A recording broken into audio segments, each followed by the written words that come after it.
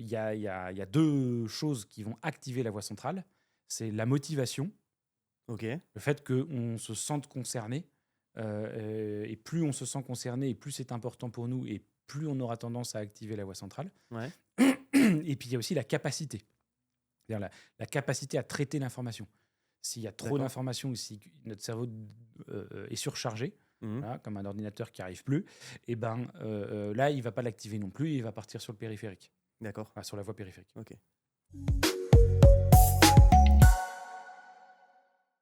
Salut Henri. Salut Axel. Écoute, on est de retour. Nouvel épisode du coup Ouais. dans Convaincre mode d'emploi. On retourne dans la catégorie psychologie du jugement. On va s'intéresser du coup dans cet épisode à la persuasion à double voix. Qu'est-ce que c'est quoi? Ok, bah, toujours dans le modèle de la psychologie du jugement, hein, on l'avait dit, mais la psychologie du jugement, elle s'intéresse à comment se forme, se stabilise et comment se valide un jugement dans l'esprit des gens. Ok. Voilà. Et la perception à double voix, ou le modèle ELM, Elaboration Likelihood Model, Ouais. qui est qui est un modèle très travaillé sur la psychologie du jugement, sur lequel il y a eu pas mal d'études. C'est un principe qui explique que notre cerveau fonctionne selon deux voies en fonction du contexte. On a ce qu'on appelle la voie centrale. Mhm. C'est le cerveau qui analyse, qui juge de manière rationnelle, qui va venir regarder la logique, la pertinence, pour juger de si oui ou non il est d'accord. Ok. Ça, c'est la voie centrale.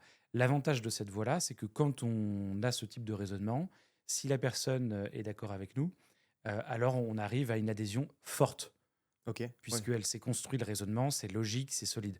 On n'est pas sur quelque chose de superficiel. D'accord. Ouais. C'est Voilà. moins d'opportunités de changer d'avis a posteriori quoi. Et exactement. Voilà. On ancre les choses un peu fermement. Voilà. Contrairement à l'autre voie, la voie périphérique, Mhm. où là, ce qui va se passer, c'est que ça va plutôt être sur des éléments, comme son nom l'indique, périphériques. Ça veut dire l'estime qu'on peut avoir pour l'orateur, le fait qu'il y ait beaucoup de gens qui puissent être d'accord, Ok. donc l'effet de masse, l'opinion majoritaire, bref, en gros, tout ce qui va être un peu émotionnel, où on va suivre un peu le mouvement. Voilà. Ouais. Et donc ça, c'est la voie périphérique. D'accord. Et donc là, ça c'est pratique, hein, ça veut dire qu'on va quand même avoir un accord, une adhésion, mais en fait, elle va être faible, elle peut facilement changer. La moindre perturbation, le lendemain, quelqu'un explique autrement les choses, ça peut venir totalement changer le modèle. D'accord. Voilà. Donc c'est un vrai sujet parce que la manière dont s'active la voix qui va être choisie par notre cerveau, eh bien en fait dépend de ce qui va être dit et de Ouais. la manière dont c'est dit. En fait, il y a deux choses qui vont activer la voix centrale.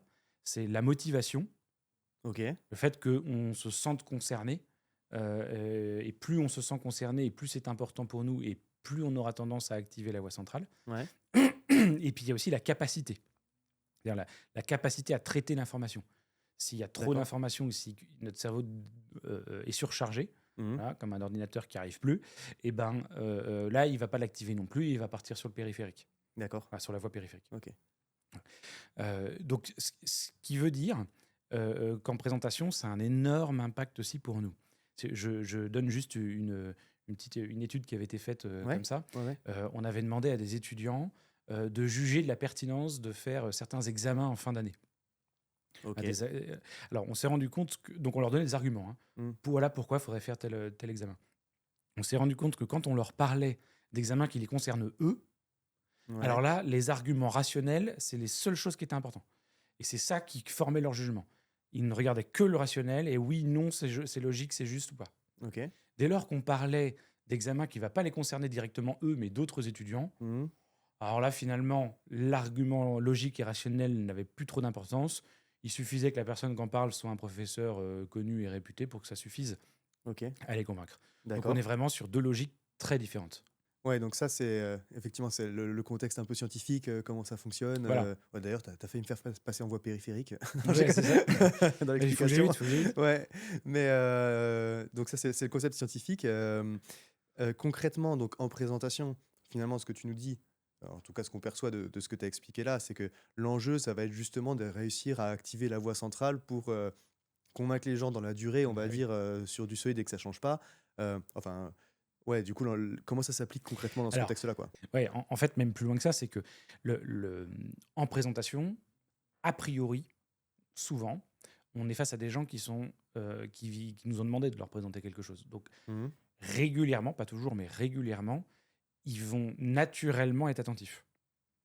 OK. C'est-à-dire qu'il est assez fréquent en présentation que de base, la voix centrale soit la voix privilégiée. D'accord. Oui, tu veux dire, Voilà. on est dans un contexte plutôt favorable, du coup et donc ça va Exactement. être donc faut au contraire pas créer de diversion, enfin réussir Il faut à réussir à capitaliser là-dessus, capitaliser quoi. là-dessus. Ouais. C'est-à-dire qu'on a une chance, c'est qu'on est dans un contexte qui effectivement favorise la voix centrale. Donc il faut réussir non seulement à la maintenir, Mmh. faire en sorte qu'effectivement elle s'active bien, et ensuite lui donner ce dont elle a besoin. OK. Oui, donc effectivement la difficulté, ça va être ça, c'est de réussir à bien activer cette voix centrale. Mmh. Alors dans certains cas, hein, si vous venez faire une présentation commerciale à quelqu'un qui a peu d'intérêt pour ce que vous lui proposez et que c'est à vous de montrer qu'en fait il y a un intérêt, là oui, au début il est dans du périphérique complètement, voire dans du désintérêt total, Mmh. et là il va falloir créer l'intérêt. Oui, donc ça va être effectivement important, mais c'est pas suffisant.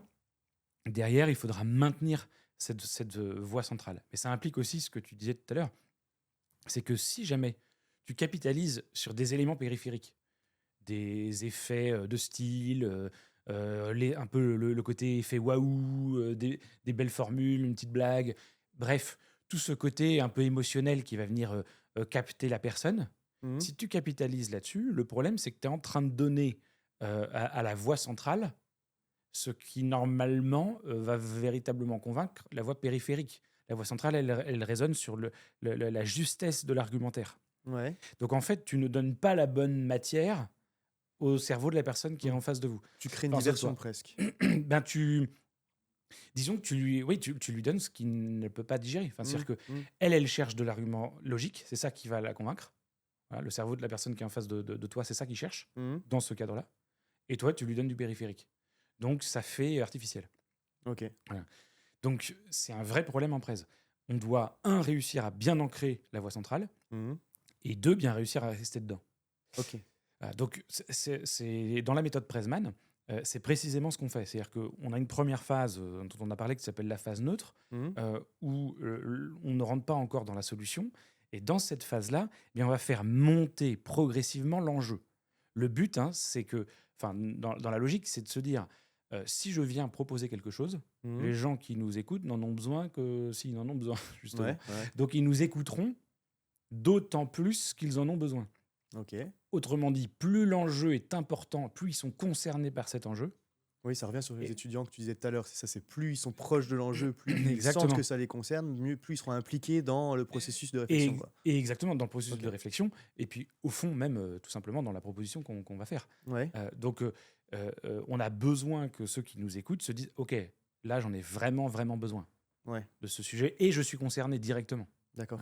Et donc, dans la phase de neutre, c'est exactement ce qu'on va faire. On va faire monter l'enjeu, on va faire monter la pression, en faisant en sorte que la personne qui nous écoute se dit mais oui, c'est exactement ça mon problème, et je suis concerné, et ça a un vrai impact pour moi.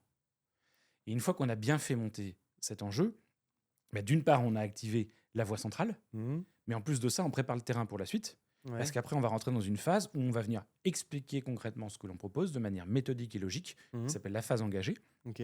On en parlera certainement Mmh. dans d'autres épisodes, mais qui va être donc parfaitement logique, rationnel, et ce qui veut dire que le cerveau activé, la voie centrale, va recevoir exactement ce qu'elle attend. OK. Donc en phase neutre, on active la voie centrale. En phase engagée, on la nourrit, on l'alimente avec ce qu'elle attend. OK. Et Voilà. et j'allais dire, au final, c'est intéressant pour 2 choses que tu me dis là parce que, déjà, mine de rien, ça permet de démystifier un petit peu l'exercice dans le sens où, au final, ce qui fait attrait, au beau, à l'aisance de l'orateur, aux choses comme ça, c'est plutôt des choses de voix périphériques. Donc on voit que c'est pas forcément ce qui va avoir le plus d'impact, Non. pour délivrer, un message Ouais. impactant justement. Ouais, tout à fait. Donc le fond est presque plus important que la forme. Au final, en tout cas, l'enjeu, c'est de réussir à passer là-dessus. Et puis l'autre sujet, c'est que tu disais qu'en fait, quand le sujet devient trop complexe, un peu fouillis ou machin, au final, on a tendance à sortir, à s'éloigner de la voie centrale potentiellement. Enfin, Mmh. quand on crée de la complexité, du coup, c'est là que potentiellement, ton audience, elle peut repasser sur cette voie périphérique et donc s'attacher, plus à la forme au final. Oui. Donc on a ce double enjeu-là, enfin cet enjeu-là aussi dans la structure du coup, effectivement de faciliter un petit peu la compréhension du discours, de garder cet axe logique pour, du coup justement activer plutôt cette voie-là. Alors oui, sur l'aisance de l'orateur, effectivement, d'ailleurs, bon, il y a une étude qui avait été réalisée où on a pris, aux États-Unis, un même sujet présenté par quelqu'un qui était anglophone, de Ouais, naissance, donc OK. langue maternelle, et quelqu'un, dont c'était pas sa langue, donc avec moins d'aisance. Mmh. Et on se rend compte que la compréhension et la rétention est strictement la même, quel que soit l'orateur. OK. Voilà. Et d'ailleurs, ça vient, on va dire qu'il y a une étude, pour le dire comme ça, un baromètre que nous, on a fait chez Presman, qui vient corroborer ça. C'est que les résultats de l'étude montrent que c'est jamais la capacité de l'orateur qui est remis en cause dans la capacité de persuasion, Ouais. par les gens qui écoutent, hein. Mmh. Eux-mêmes disent, mais non, c'est pas l'expertise, c'est plutôt la structuration des idées.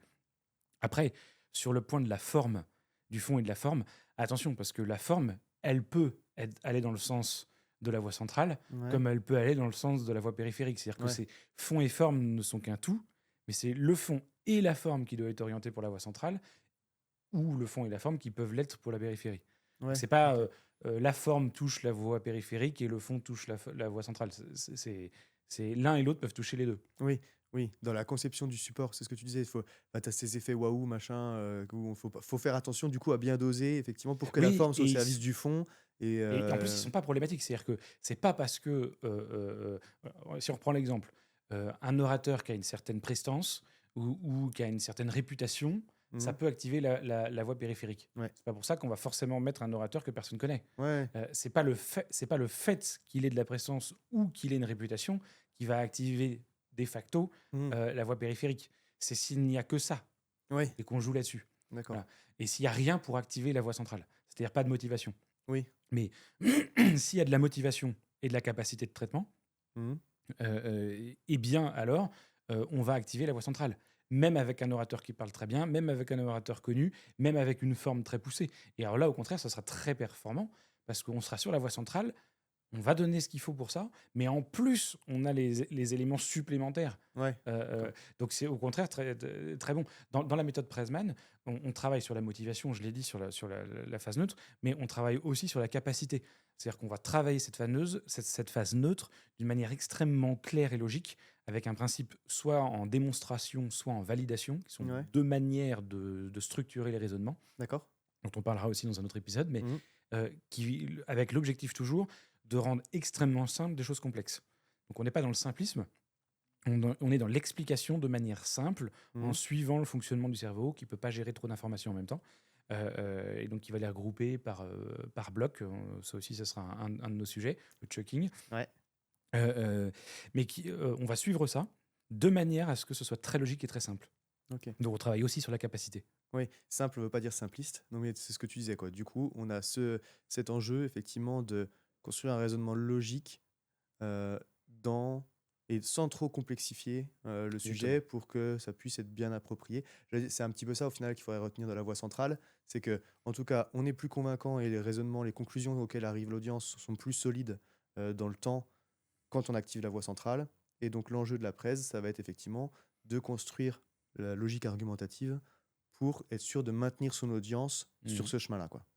Enfin, j'allais dire, c'est ce qu'il faut retenir, mais peut-être Oui, que tu dirais alors, les choses différemment.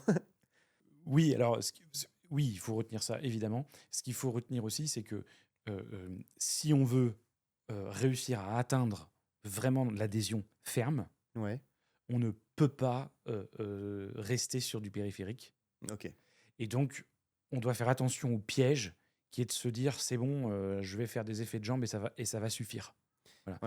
Ouais. Alors, souvent les gens se disent non, non, mais moi ce qui est important, c'est le fond, c'est pas la forme. Mmh. C'est un piège aussi parce que la forme euh, va servir le fond Mmh. pour réussir à montrer que ce fond est logique et structuré, et donc pour réussir à activer la voie centrale.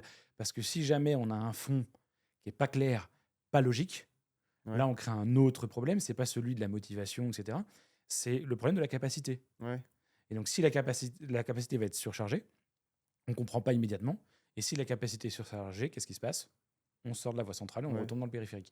Donc, ce qu'il faut bien comprendre, c'est que c'est pas parce que je vais faire une presse avec beaucoup d'informations complexes que je vais activer la voie centrale. Ouais. C'est parce que je le fais d'une manière où le cerveau est capable de le gérer, Mmh. c'est de la capacité, et qui montre l'intérêt pour la personne, la motivation. Ce sont les deux sujets qui activent la voie centrale. OK. Voilà, donc si on veut les activer, c'est ces deux sujets qu'il faut travailler. Et donc c'est ça qu'il faut retenir, travailler la motivation et la capacité. OK. Très cool. Écoute, on va essayer de le retenir du coup, Voilà. Et de le mettre en pratique. et le Ça, mettre en c'est pratique. ça Tout le droit plus sur la important. voie centrale, hein, Voilà, on exactement. on l'a retenu, Éviter le périphérique, c'est bouché. et puis tu nous as, très bon, tu nous as teasé, chucking, réactance, tu as parlé, enfin, plein d'autres Voilà, concepts bah, qu'on ça nous pourra laisse, aborder, sur les prochains épisodes. exactement. On est bouclé pour aujourd'hui. Merci Henri, Je t'en prie, merci Axel, à bientôt. très bien, et puis on se retrouve, très vite pour, prochain concept. Avec plaisir. Convaincre Mode d'Emploi est un podcast produit par Pressman, l'agence PowerPoint de référence en stratégie et design de présentation. Nous transformons vos présentations à enjeu en levier de performance en concevant des stratégies d'adhésion grâce à la puissance de la méthode Pressman et les soutenons avec des designs à fort impact.